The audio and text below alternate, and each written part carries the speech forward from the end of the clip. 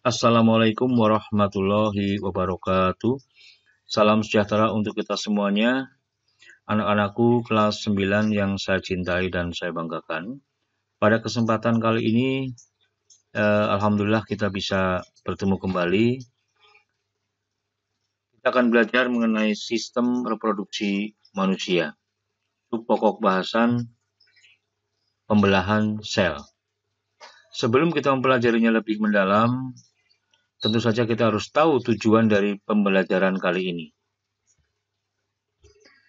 Tujuan pembelajaran kali ini yang pertama, jadi satu, setelah selesai mengikuti pembelajaran, peserta didik dapat mendeskripsikan fase-fase pembelahan mitosis dan meiosis. Yang kedua, menjelaskan ciri-ciri setiap fase pembelahan mitosis dan meiosis. Dan yang ketiga, menjelaskan perbedaan pembelahan mitosis dan meiosis. Sebelumnya mari kita ingat materi di kelas 7.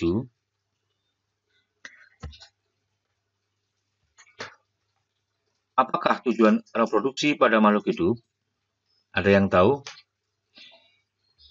Iya, tepat sekali. Tujuan reproduksi pada makhluk hidup adalah untuk melestarikan jenisnya agar tidak punah. Boleh, ya. Kemudian pada semester 1 kelas 7, kalian sudah pernah belajar mengenai organisasi kehidupan. Ada yang tahu urutannya? Ya, yang pertama, yang ini adalah sel, kemudian jaringan, kemudian organ, kemudian sistem organ, dan organisme.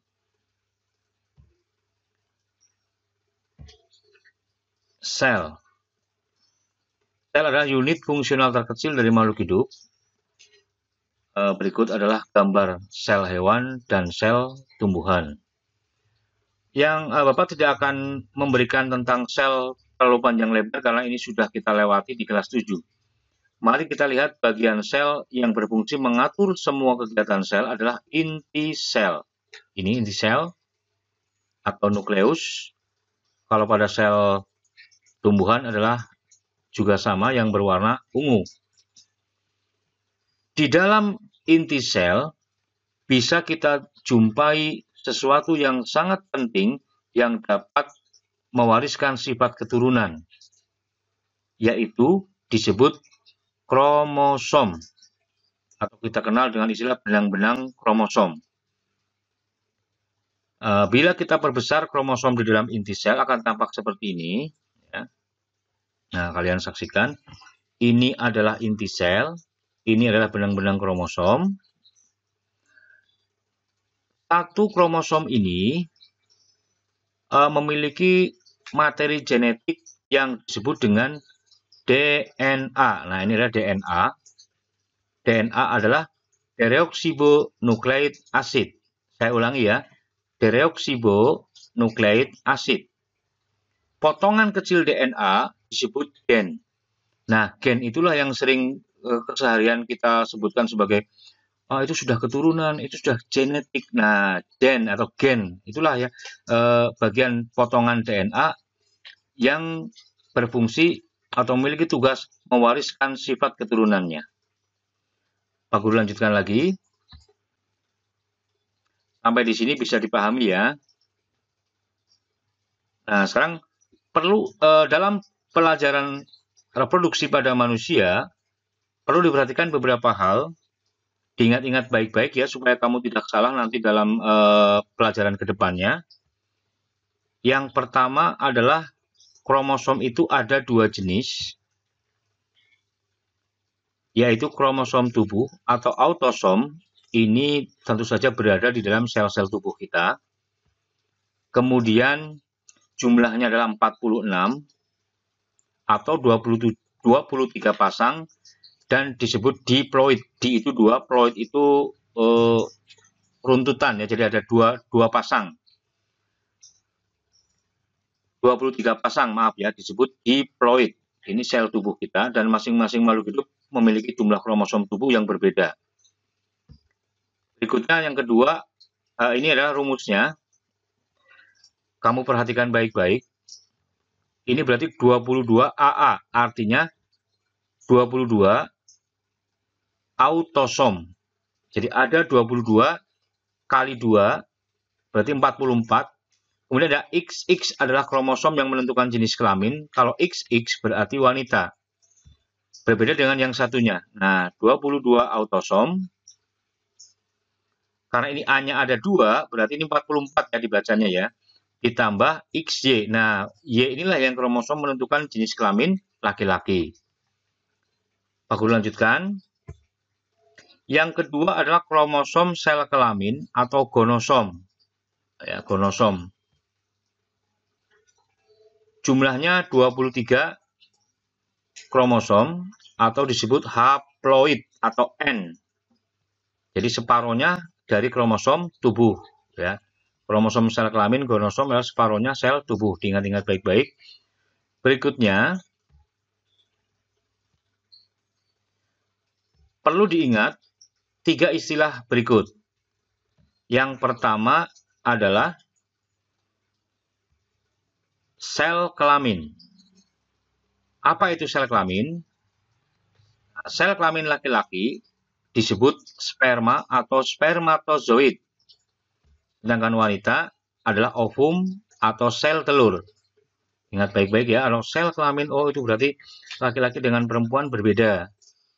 Kemudian yang kedua adalah alat kelamin. Ini kamu tahu sendiri ya, laki-laki dan perempuan jelas berbeda.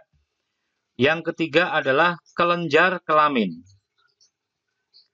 Kelenjar kelamin pada laki-laki disebut testis, sedangkan pada perempuan disebut ovarium. Nah, ini 3 istilah ini betul-betul kamu pahami dan kamu ingat. Sekarang Pak Guru tunjukkan bagian-bagian ini, supaya kamu tidak bingung. Ini adalah sistem reproduksi pada laki-laki. Nah, ini adalah kelenjar kelamin, namanya testis, dan berfungsi menghasilkan sel kelamin atau sperma. Yang ini alat kelamin. Oke, jangan terbolak-balik ya. Berikutnya adalah alat reproduksi pada wanita. Yang ini adalah kelenjar kelamin, namanya ovarium. Ini penghasil sel kelamin atau ovum pada wanita.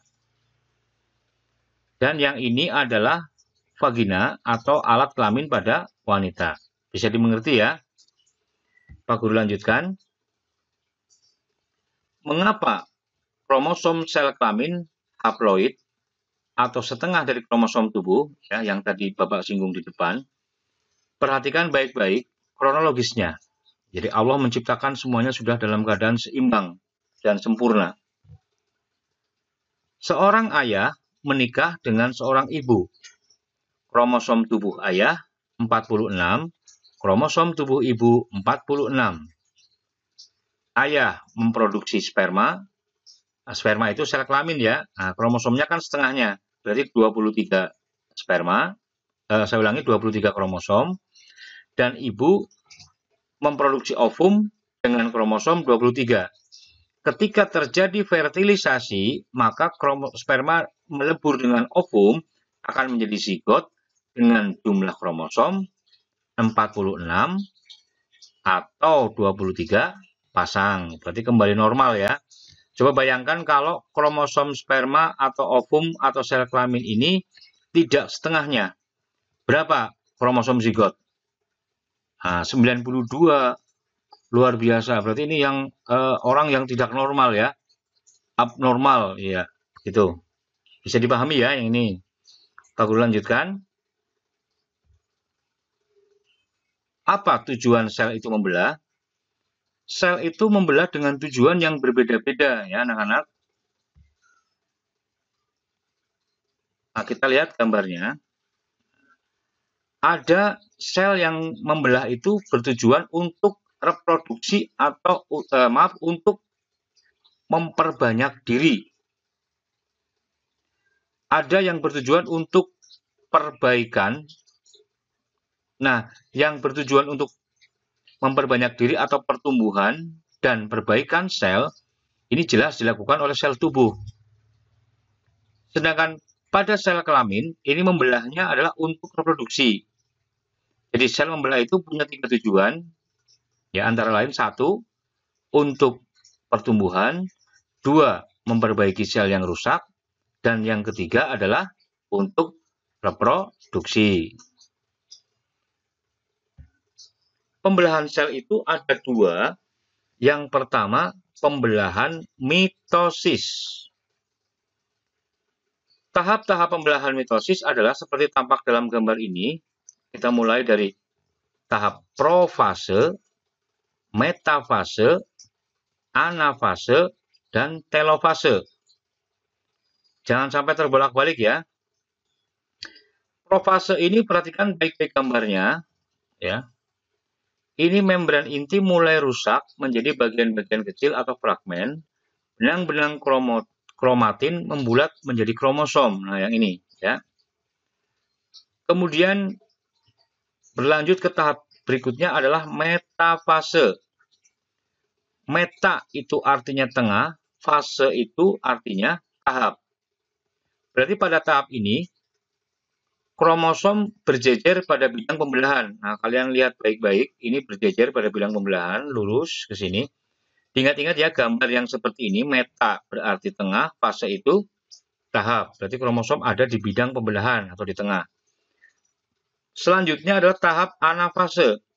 Ana itu gerak, fase itu tahap. Berarti tahap di mana kromosom ini akan bergerak menuju ke kutub masing-masing. Nah, sini. Secara lengkap, kromatid saudara setiap pasangan memisah menuju kutub yang berlawanan. Memisah menuju kutub yang berlawanan. Ini kan sama dengan bergerak ke kutub. Pahami baik-baik. Kemudian yang terakhir adalah telofase. Membran inti mulai kembali bergabung. Kromosom mulai meregang. Nah, ini ditandai dengan adanya terbentuk bidang pembelahan. Nah, ini bidang pembelahan tampak dalam gambar nih. Nah, ini. Pembelahan jenis yang kedua adalah pembelahan meiosis. Tahapnya hampir sama dengan mitosis, tetapi meiosis ini memiliki 2 kali pembelahan. Ya, ada saya ulangi ya, mitosis itu 1 kali, kalau ini 2 kali. Tahapnya adalah profase 1, metafase 1, anafase 1, telofase 1. Berlanjut ke profase 2, metafase 2, anafase 2, dan telofase 2. Tahap-tahapnya hampir sama dengan mitosis. Coba kalian lihat di mana perbedaannya. Cermati baik-baik. Kalau pada metafase, kromosom berjejer bidang pembelahan ini hampir sama dengan metafase pada mitosis. Perbedaannya adalah pada profase, ya, pada profase meiosis ini ada peristiwa yang yaitu terjadi pindah silang atau pertukaran segmen molekul DNA yang sesuai di antara kromatid dan kromatid non saudara. Jadi ada pindah silang, bersilang yang pada meiosis. Kalau pada mitosis tidak. Pada meiosis terjadi 2 tahap pembelahan. Kalau Pak Guru ulangi lagi yang awal, ini 1 sel membelah menjadi 2 sel anakan. Ya. Dengan jumlah kromosom yang sama seperti induknya. Sedangkan meiosis 1 sel ini akan membelah menjadi berapa coba? Iya, betul sekali, menjadi 4. 1, 2, 3, 4. Dan jumlah kromosom sel anaknya setengah dari kromosom induk. Berarti bisa disebut bahwa pembelahan meiosis adalah pembelahan reduksi, ya, atau pengurangan jumlah kromosom. Dan ini terjadi pada sel kelamin. Mengapa pada sel kelamin atau sperma, bisa juga pada ovum? Karena mereka butuh sel anakan yang jumlahnya setengah sel tubuh. Tadi sudah di awal Pak Guru jelaskan ya, mengapa sel kelamin harus setengah. Nah, sudah tahu jawabannya.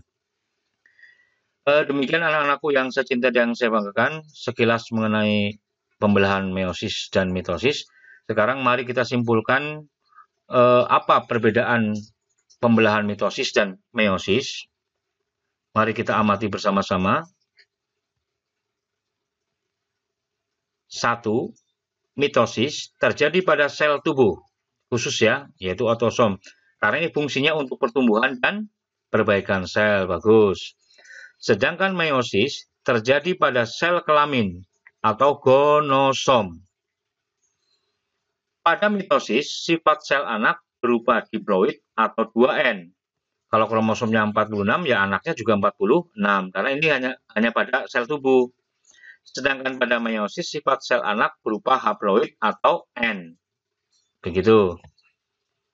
Mitosis terjadi dalam satu tahap, sedangkan meiosis terjadi dalam 2 tahap. Mitosis jumlah kromosom, ini maksudnya jumlah kromosom sel anak, sama dengan kromosom induknya. Kalau induknya 46, ya anaknya juga 46. Sedangkan meiosis, jumlah kromosom anak sama dengan setengah kromosom induknya. Nah, ini pada sperma dan ovum ya. Pada mitosis tidak terjadi pertukaran segmen kromosom atau pindah silang, sedangkan pada meiosis terjadi pindah silang antara kromosom homolog yang berpasangan. Kemudian tujuannya untuk pertumbuhan tubuh dan perbaikan sel, sedangkan pada meiosis tujuannya adalah menghasilkan sel kelamin pada reproduksi. Silakan kamu gali lagi, jelas ya, masih banyak perbedaan mitosis dan meiosis. Itu dari Pak Guru, sekilas. Mohon maaf melalui video, nanti untuk virtualnya kita susun atau kita rencanakan bersama setelah grup kalian lengkap pada Google Meet-nya. Terima kasih atas segala perhatiannya dan mohon maaf kurang lebihnya. Tetap jaga protokol, tetap jaga kesehatan dengan mematuhi protokol kesehatan ya. Gunakan masker dalam keadaan sehat dan sakit atau apalagi sedang bepergian. Cuci tangan dengan sabun minimal 20 detik dan jaga atau hindari kerumunan atau physical distance. Sampai jumpa lagi, dan untuk menutup perjumpaan kita, Bapak berikan latihan soal yang ada pada yang Word ya, pada file Word. Silakan kamu kerjakan dengan sungguh-sungguh dan nanti hasilnya silakan kamu kirim di Google Classroom atau kalian japri ke nomor HP Pak Guru. Terima kasih atas segala perhatiannya dan sampai bertemu lagi. Wassalamualaikum warahmatullahi wabarakatuh.